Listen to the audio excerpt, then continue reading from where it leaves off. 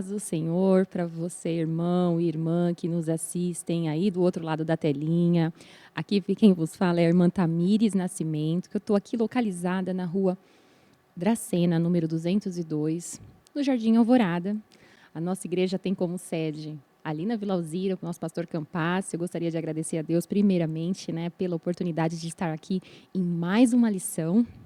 Gostaria de agradecer ao nosso pastor local, pastor Washington. E gostaria de dizer que hoje a nossa lição está muito boa, recheada de informações. A gente vai falar sobre o culto e a importância para uma vida cristã edificada. Então, essa palavra você pode pensar, irmã Tamires, mas o culto, não acredito. Será que a gente vai aprender algo novo? Eu tenho certeza que Deus tem algo novo a ministrar nos nossos corações através dessa palavra, né? E sempre quando eu trago uma mensagem dentro da lição, eu me debruço para entender a relevância de estudarmos sobre isso, principalmente porque nos dias de hoje nós temos muito acesso às mídias sociais e elas têm sido um canal muito importante para que nós possamos nos manter conectados, né? Principalmente em momentos de enfermidade, momentos de uma viagem a trabalho, momentos nos quais, por alguma força maior, a gente não consegue estar na igreja. Então, a gente vai falar um pouquinho mais sobre isso. Vai falar. Hoje temos 3 objetivos principais que nós possamos aplicar nas nossas vidas. Um dos objetivos da lição é que a gente possa entender qual que é a importância do culto na vida dos servos de Deus, na vida dos cristãos. Amém? E também entender quais são os elementos do culto para que nós possamos agradar a Deus no culto que nós prestamos a Deus, tá certo? E também a gente tem que identificar hoje nessa aula quais são os benefícios de cultuar nas nossas vidas enquanto cristãos. Então, essa aula está recheada de momentos em que a gente possa refletir sobre as nossas escolhas. Às vezes, as pessoas tentam negociar a importância de estar dentro da casa de Deus, e isso é uma exortação que vai ficar para nós dentro dessa aula. Mas antes de mais nada, eu gostaria de convidar você a fechar os seus olhos aí do outro lado da telinha e pedir a Deus um direcionamento, pedir a Deus que Ele venha conduzir a nossa aula em cada momento, para que a gente possa absorver do máximo dessa lição. Porque eu tenho certeza que se ela foi escolhida aqui dentro do plano de fundo da história de Neemias, de Esdras, eu tenho certeza que Deus tem algo muito grande a mudar nos nossos corações. Ele tem uma mensagem para nos exortar. Amém? Então, feche os seus olhinhos aí, feche os seus olhos e peça a Deus esse direcionamento, em que Ele quer hoje trabalhar no seu coração. E eu tenho certeza que se você chegou até aqui, não foi por acaso. Ele tem algo grandioso através dessa mensagem. Amém? Então, feche seu olho nesse momento. Onde quer que você esteja, entenda que Ele está trabalhando através da mensagem. Amém? Senhor, meu Deus e meu Pai, Altíssimo é, soberano é sobre toda a terra. Estamos aqui nessa lição, nessa aula de escola dominical para aprender mais sobre a importância de estarmos cultuando, reunidos no teu templo, na tua casa. Em momentos que a gente vê hoje em que a fé de muitos tem se esfriado, que as pessoas preferem ficar em casa assistindo o culto dos seus lares, nos ensina, ó Pai, que não devemos negociar os seus princípios. Nos direciona dentro dessa palavra para que nós possamos ser tocados, ó Pai, e mudarmos muitas de nossas escolhas, que às vezes não são as melhores. Senhor, nos direciona enquanto a isso e usa, Senhor, essa lição como um canal de bênção na vida de pessoas. Em nome do Senhor Jesus eu te peço. Amém. Bom, como eu disse, eu já trouxe um pano de fundo sobre a história e o contexto de Neemias, né? Hoje a gente vai ver um pouquinho sobre Esdras também, que era um escriba, sacerdote, mas a gente vai entender um pouquinho mais por que o autor dessa revista escolheu falar sobre culto justamente no momento em que Neemias foi plantado, em que Esdras foi plantado. Por quê? Quando a gente se debruça sobre o contexto, o pano de fundo dessa história, a gente vê que o momento em que o povo de Israel estava vivendo era um momento de degradação, porque os muros ali estavam caídos, a cidade estava destruída. Imagino eu que era um cenário meio que de guerra, onde você vê muita destruição, destroço. E quando você está num cenário como esse, é natural um esfraquecimento, é natural um desânimo, né? Então, Neemias ali tinha um desafio. O desafio de Neemias era não apenas reconstruir o muro, mas ajudar as pessoas a restaurarem a fé. E como foi feito isso? A gente vai entender agora, no texto de referência, como que Neemias e Esdras ajudaram o povo de Israel a se reestruturar na fé. E acredite ou não, o culto foi um momento no qual foi super usado ali para que as pessoas se reunissem e adorassem a Deus e essa fé ser restituída como no primeiro amor. Eu gostaria de ler com vocês, no livro de Neemias, o capítulo 8, versículo 1, 2, 4 e 5, que é um texto descritivo de como aconteceu tudo isso. Amém? Que diz assim, Neemias 8, 1. E chegando o 7º mês, e estando os filhos de Israel nas suas cidades, todo o povo se ajuntou, como um só homem, na praça, diante da porta das águas, e disseram a Esdras, o escriba, que trouxesse o livro da lei de Moisés, que o Senhor tinha ordenado a Israel. E Esdras, o sacerdote, trouxe a lei, a palavra de Deus, perante a congregação, tanto de homens como de mulheres, e de todos os entendidos, para ouvirem no primeiro dia do 7º mês. E Esdras, o escriba, estava sobre o púlpito de madeira, que fizeram para aquele fim, e estavam em pé junto a ele. A sua mão direita, Matitias, e Sema, e Anaías, e Urias, e Ilquias, e Mazéias, e a sua mão esquerda, Pedaías, e Misael, e Malquias, e Azum, e Rasbadana, e Zacarias, e Mesulão. E Esdras abriu o livro perante os olhos de todo o povo, que estava acima de todo o povo, e abrindo ele, todo o povo se pôs em pé. Nesse momento aqui, a gente tem uma passagem bem descritiva que narra com detalhes o momento em que os muros de Israel, os muros da cidade ali, tinham sido reconstruídos, né? E era um momento de celebração. E o que me chama a atenção é que eles poderiam estar comemorando de outras formas, eles poderiam estar fazendo outras coisas para se alegrar nesse momento. Mas o que eles priorizaram nesse momento de celebração foi estar reunidos, lendo a palavra, lendo a lei. Ou seja, o momento de reconstrução dos muros de Jerusalém não foi apenas um momento de celebração, mas foi um momento de adoração. Me chama a atenção que o povo escolheu adorar a Deus em um momento de tanta alegria. Tá certo? E às vezes a gente, no momento da alegria, vai para restaurante, vai para outros lugares e esquece de estar na casa do Pai, agradecendo e se alegrando com os nossos irmãos em comunhão. Tá certo? E uma coisa que me chamou a atenção, que eu queria fazer um gancho aqui, é em Neemias 8:1, que diz: E o povo se ajuntou como um só homem, um só corpo. A igreja de Cristo é um corpo, irmãos. E como funciona esse organismo vivo que é o corpo? O corpo depende de todos os membros para estar em perfeita harmonia. E nós somos o corpo de Cristo, então nós precisamos estar nessa harmonia, nós precisamos estar em sinergia com os demais membros desse corpo. Então, se falta uma parte do corpo, o corpo todo está ali em defasagem. Entendem? Então, é importante a gente ter essa percepção que, enquanto igreja de Deus, nós somos um corpo.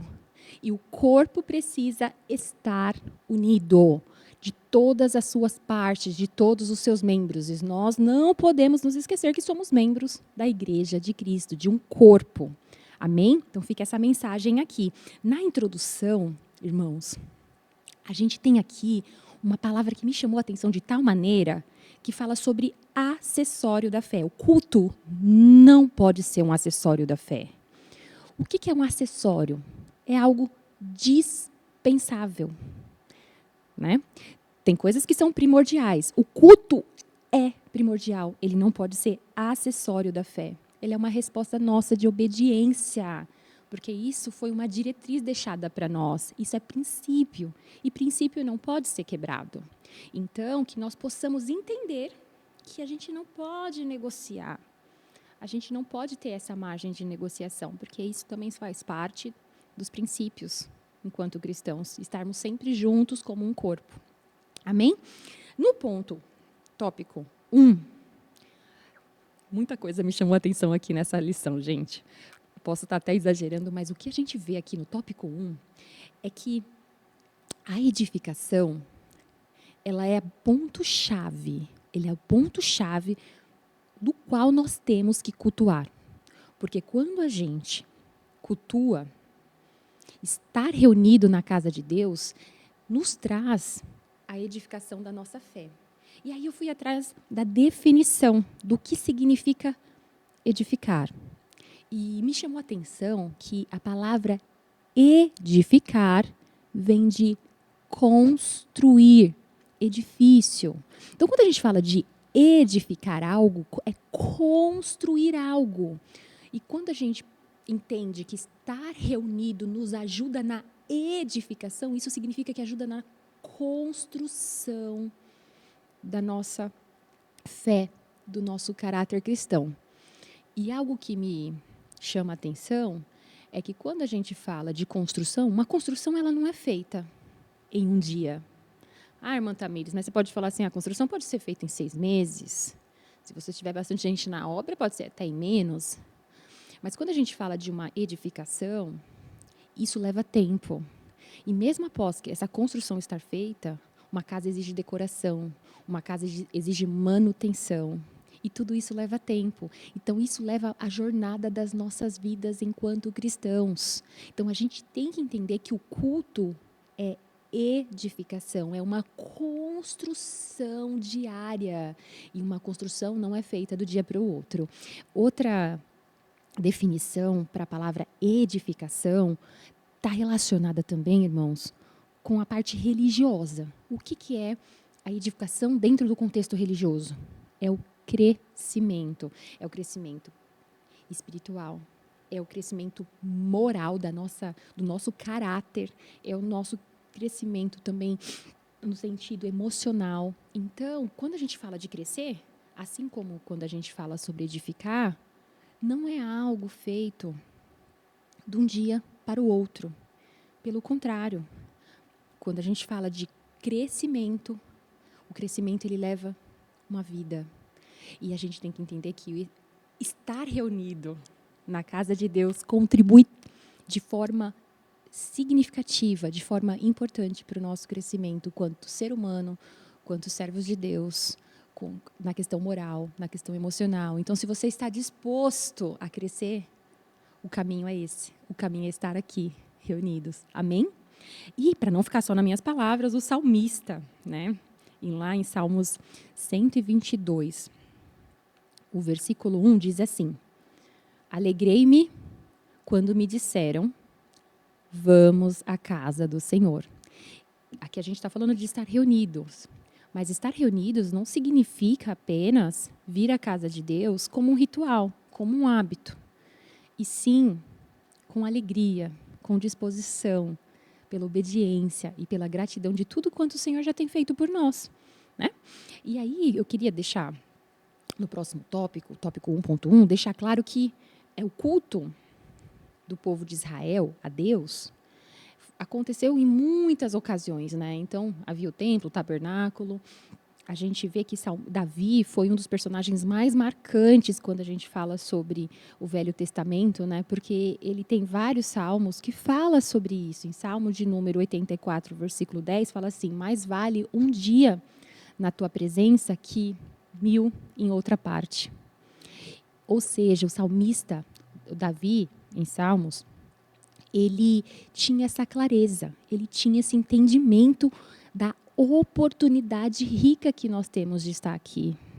E que nós possamos ter esse entendimento também, que através dessa aula a gente tenha essa consciência. Não vamos negociar o inegociável. Não vamos abrir mão do que é princípio, que a gente entenda que estar e fazer parte do culto, estar na casa de Deus, é o melhor que nós podemos fazer. Não há nada nesse mundo que se compare a cultuar, estar em comunhão, a estar na casa de Deus, louvando a Deus. Amém? E Deus se agrada. Deus se agrada, em Êxodo capítulo 40, versículo 34, fala assim: então a nuvem cobriu a tenda do encontro e a glória do Senhor encheu o tabernáculo.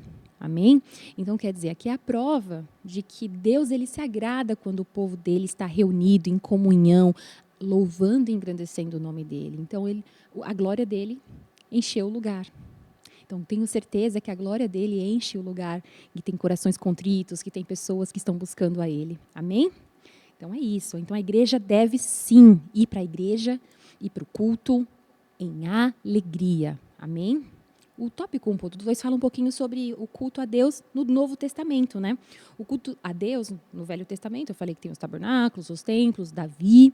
E agora, no tópico 1.2, a gente vai entender um pouquinho que a igreja primitiva, né, ela permanecia reunida. Só que com um detalhe, a igreja primitiva, ela sofreu muita perseguição, inclusive morte, né?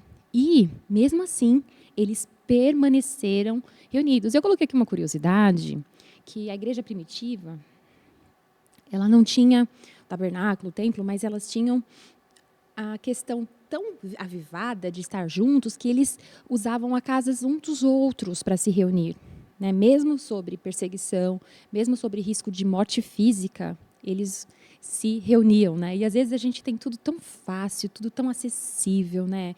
Hoje em dia nós temos os carros, transporte público, temos sistemas de aplicativo de carona que dá para a gente se locomover até a igreja, né? Hoje está tudo tão mais tranquilo, a gente não sofre nenhum risco de morte ao vir aqui, morte física, né? E às vezes as pessoas negociam o inegociável, mesmo com todas essas facilidades, né? Fala que a igreja primitiva, enquanto elas estavam reunidas, eles oravam, adoravam, jejuavam. Lá em Atos 13:2 é possível. Atos 13:2 fala assim: enquanto adoravam o Senhor e jejuavam, disse o Espírito Santo: separai-me agora, Barnabé e Saulo, para a obra que tenho-vos chamado. E eles perseveraram na doutrina, assim como diz Atos 2:42, eles perseveraram na doutrina dos apóstolos, na comunhão e no partir do pão. E também nas orações. Então, o que eu quero dizer com tudo isso? A igreja primitiva, mesmo com todas as dificuldades, eles se permaneciam unidos. Então, uma igreja forte é uma igreja que se permanece unida, se permanece leal, permanece firme nos fundamentos de Cristo. Amém? E, reforçando o tópico 3, para falar que a gente tem que ter alegria. Vir à igreja tem que ser um motivo de alegria para nós. Amém? Como eu disse lá no comecinho, hoje a gente tem as tecnologias que ajudam bastante a gente, no sentido de podermos estarmos conectados em momentos em que estamos doentes, em momento que a gente está a trabalho em uma outra cidade, em um outro país. E as mídias sociais, as redes sociais, né, muitos canais hoje de streaming, eles ajudam com que as pessoas se mantenham assistindo os cultos online. Mas devemos entender que o culto online, ele vem para esses motivos, para essas circunstâncias, em que você está totalmente impossibilitado de vir para a igreja por um motivo de força maior, e não negociar. Hoje está frio, vou assistir online. Hoje choveu, não, vou ficar na minha casa. Isso não pode ser negociado, irmãos, porque a palavra de Deus, a lei de Deus, né, diz que a gente precisa estar juntos nos reunindo e a gente precisa cumprir esse princípio. Amém? Então a gente tem que estar alerta, porque às vezes a nossa carne, né, a gente entende que tem essa facilidade, a nossa carne é fraca, fala assim, hoje eu não vou, não negocie, porque às vezes a gente está perdendo a nossa intimidade por conta de negociar o que não pode ser negociado. Amém? Bom, então, em Salmos, a gente entende que o salmista fala, eu tenho um comentário muito relevante aqui sobre o comentarista, fala que a igreja de Cristo é o corpo. E o corpo, como eu disse antes, precisa estar reunido e se tornar visível. Como assim, irmã Tamires? O fato de nos reunirmos na igreja, irmãos, ele é visto.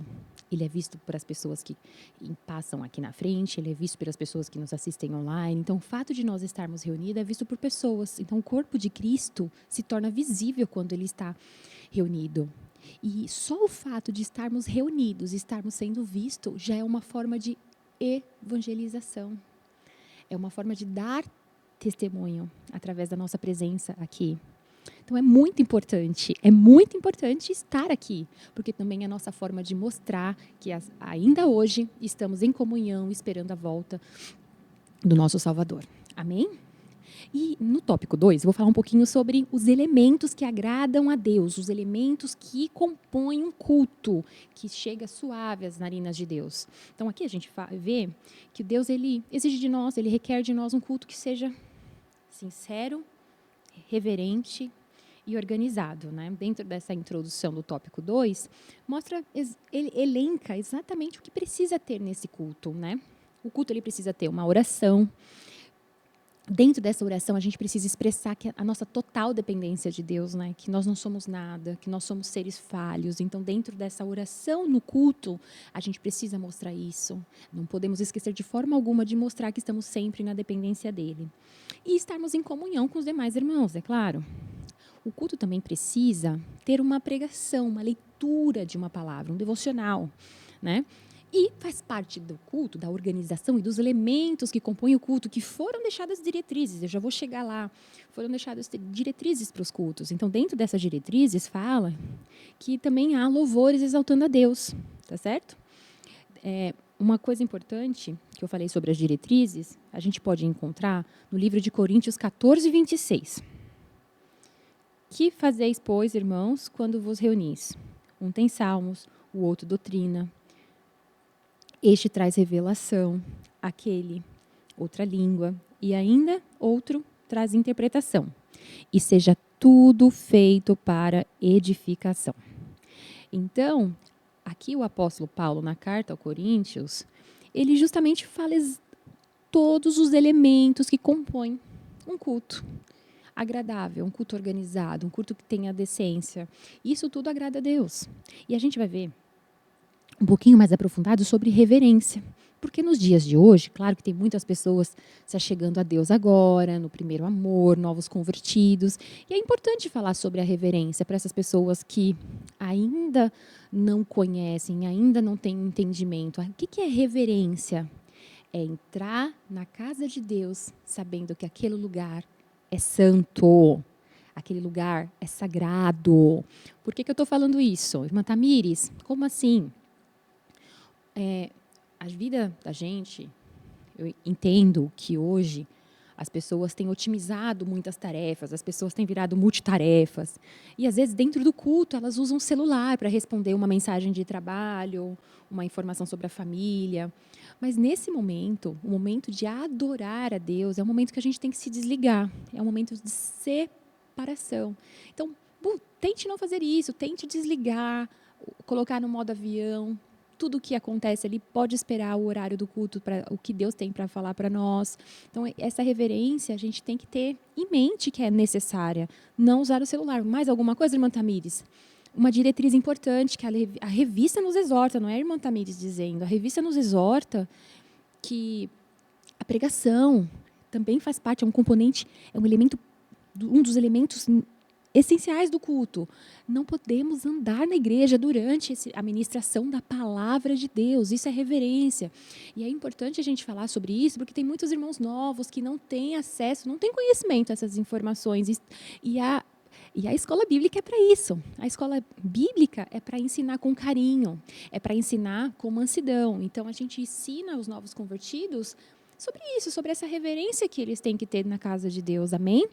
Então, a palavra fala forte sobre isso. E é tão tocante, irmãos, que Jesus falou sobre reverência. Que as pessoas tinham que ter reverência. Em que capítulo? Em 4 dos evangelhos, Jesus, aparece a passagem de Jesus, que diz assim, não, tirai daqui estas coisas, não façais da casa do meu pai casa de negócio. Isso está em João, está em Marcos, está em Lucas, está em Mateus. Porque tem que ter reverência, a casa de Deus não é comércio. Então, a gente entendeu agora sobre a questão do celular, não usar celular, não andar no culto no meio da pregação, não transformar a casa de Deus em comércio, tudo isso é reverência. E reverência agrada aos olhos de Deus. Amém? Então, a revista nos exorta em relação a isso e traz também a necessidade de sermos gratos nos cultos. Porque, às vezes, as pessoas, né, por falta de conhecimento, pensam que vir aqui é Deus me ajuda com isso, me dá a chave daquilo, ajuda aquele documento. Não que isso não possa acontecer.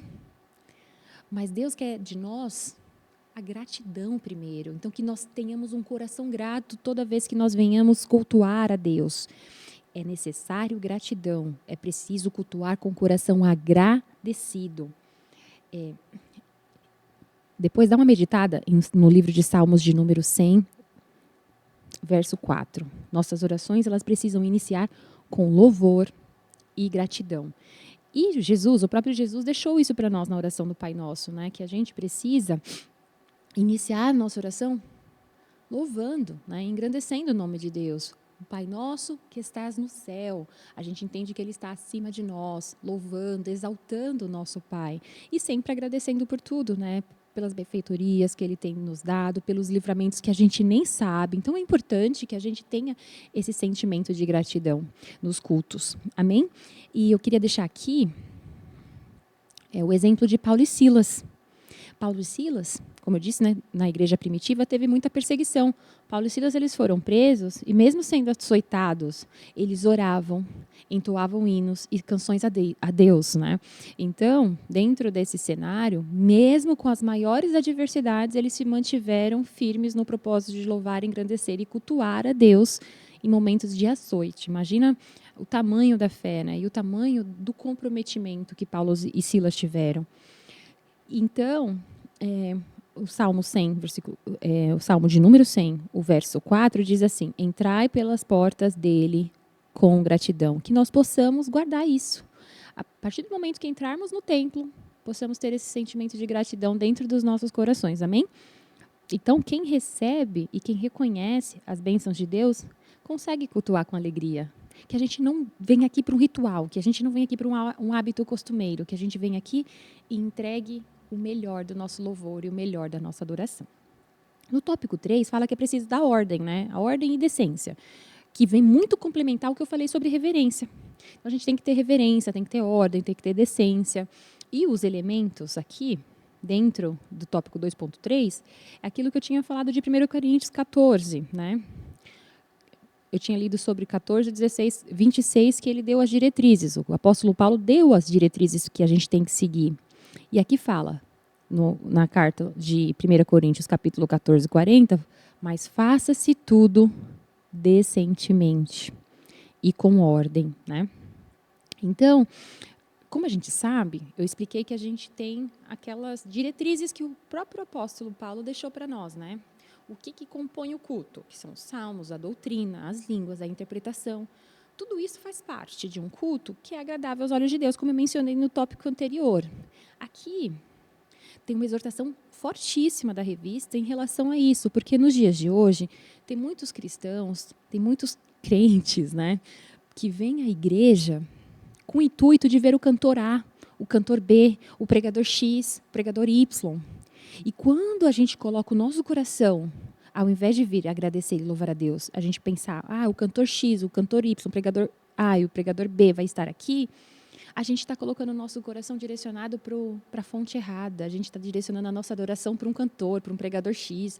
E não é isso que Deus quer de nós. Deus quer a nossa adoração total a Ele. E não a cantor X e cantor Y, um pregador. Não busque isso. Busque, sim, louvar e engrandecer a Deus, que é esse o nosso principal objetivo ao cultuar. E, no último tópico, a gente tem aqui o benefício. Quais são os benefícios de estar na casa de Deus, né? No comecinho eu tinha falado sobre edificação, que quando a gente cultua, quando a gente congrega, a gente tem uma edificação, que é o nosso crescimento espiritual. Mas também tem a questão do evangelismo. Quando a gente está reunido, o fato de a igreja do Senhor estar no templo, louvando e engrandecendo o nome dele, a gente já tem a possibilidade de evangelizar pessoas por dar esse testemunho de estarmos reunidos, de estarmos em comunhão, né? E para não ficar só nas minhas palavras, no Evangelho de João, capítulo 13, 35, diz assim: nisso todos conhecerão que sois meus discípulos, se tiverdes amor uns para com os outros. Então, a igreja de Cristo, ela fica em evidência. E isso chama a atenção das pessoas que ainda não conhecem. Então, o fato da igreja estarem reunidas chama a atenção do mundo lá fora. E só o fato de chamar a atenção, a gente pode trazer pessoas a conhecerem o nosso Deus, o Deus Todo-Poderoso. Amém? E quando a gente está na caminhada, a gente tem uma oportunidade de edificação espiritual, porque o culto ele fortalece a nossa fé cristã, né? Dentro do culto, a igreja recebe a exortação, o consolo que é necessário para conseguirmos caminhar nessa jornada. O pastor Josué Rodrigues diz bem assim: a comunhão, ela é terapêutica, restauradora e abençoadora. Então, quando a gente está aqui, irmãos, a gente tem a possibilidade de receber de Deus a restauração das nossas forças, porque às vezes a gente se sente fraco mediante aos conflitos, as dificuldades do dia a dia, as aflições que esse mundo nos traz, né? E também a comunhão, ela é abençoadora, de acordo com o pastor Josué Rodrigues, né? Ela também pode ser terapêutica, ou seja, ajuda você a enfrentar, né? Ajuda você a enfrentar essas dificuldades. E uma coisa interessante que o pastor Josué Rodrigues diz é que o seguinte: quando a gente percebe pessoas que começam a ser irregulares na presença dos cultos, esse é um primeiro sinal do declínio da fé, que a fé está se enfraquecendo, que a fé está se esvaindo. Ou seja, o fato de você não conseguir ser regular na igreja já abre brechas para que você se desvie, para que você não esteja aqui. Então, seja regular, seja disciplinado, tá certo? E, por outro lado também, se você é o rapaz, se você é a irmã, se é o irmão que é disciplinado, ajude aqueles irmãos que são irregulares. Seja esse canal. Observe quem está sendo irregular, porque essa pessoa precisa da sua mão, uma pessoa precisa da sua ajuda. Seja regular e ajude alguém a se regularizar. Olha, receba essa palavra, amém? Então, você pode ajudar pessoas que estão sendo irregulares, mandando uma mensagem de edificação, falando que sentiu a falta, falando que sentiu que o corpo não estava completo quando ele faltou. Isso tudo ajuda, irmãos, a edificar a fé do outro e fortalecer, porque o corpo, um fortalece o outro, e essa é a importância da caminhada. Quando um segura a mão do outro, é muito mais fácil terminar a caminhada. Amém? E eu coloquei aqui Efésios 3,16 para ler com vocês, que diz assim: para que sejais fortalecidos com poder pelo seu Espírito Santo no homem interior. Então, o fato de a igreja estar reunida, um ajudar o outro nas suas fraquezas, ajuda a gente a estar fortalecido em um só corpo. Amém? Então, o culto, eles também nos fortalece. Então, essa é uma dos benefícios, né? Além de evangelizar, ele nos fortalece espiritualmente. E tem a oportunidade de comunhão, né? Que a gente caminha junto, como eu disse aqui. E o salmista, novamente, no Salmo de número 133, verso 1, diz assim: ó, quão bom e quão suave é que os irmãos vivam em união. Então, Deus se agrada, irmãos, da união entre nós. Deus se agrada dessa comunhão, desse ajuntamento. Isso chega como um cheiro suave na narina de Deus. Então, eu creio que a palavra de hoje, ela nos exorta nesse sentido. Amém? E, quando estamos aqui, pessoas também têm oportunidades de encontrar, né, de vir até essa casa e encontrar o amor, né, e receber a salvação, o projeto de salvação, né? Então, pessoas que ainda não conhecem os caminhos da verdade podem se achegar a Deus. Então, isso também acaba sendo um canal de evangelização. Então, Deus hoje está, através dessa palavra, através dessa lição, nos chamando a atenção que o culto fortalece a nossa fé, ensina a gente a ter reverência, ensina a gente a ser grato, promove comunhão entre os irmãos, ajuda no crescimento espiritual e também leva as pessoas a conhecerem a Jesus. E para finalizar, eu queria dizer que o culto não é apenas um lugar para ir, mas sim um encontro de Deus para mudar as nossas vidas. Amém? Eu gostaria de ler a conclusão, como eu sempre faço aqui com vocês, que diz assim: o culto é a resposta obediente à graça. Seja obediente. Cultue com disciplina, com constância, com persistência. Reunidos, ouvimos a palavra, oramos, participamos da comunhão e crescemos em santidade. Deus requer reverência, gratidão e ordem. Assim, Ele edifica seu povo e preserva a nossa fé. Na congregação, os dons servem ao corpo, a esperança é reacendida e vidas são alcançadas por Cristo. Portanto, não deixemos de nos reunir. é por meio da graça, para que perseveremos até aquele dia, o dia que Ele virá para nos buscar. Amém? Então, gostaria de dizer que se essa mensagem fez sentido para você, compartilhe com mais pessoas, para que essa ministração possa chegar no lar de pessoas que necessitam. Eu gostaria de fazer novamente o convite, venha nos visitar aqui na Rua Dracena, número 202, no Jardim Alvorada. E até a próxima, fique na paz do Senhor Jesus. Amém?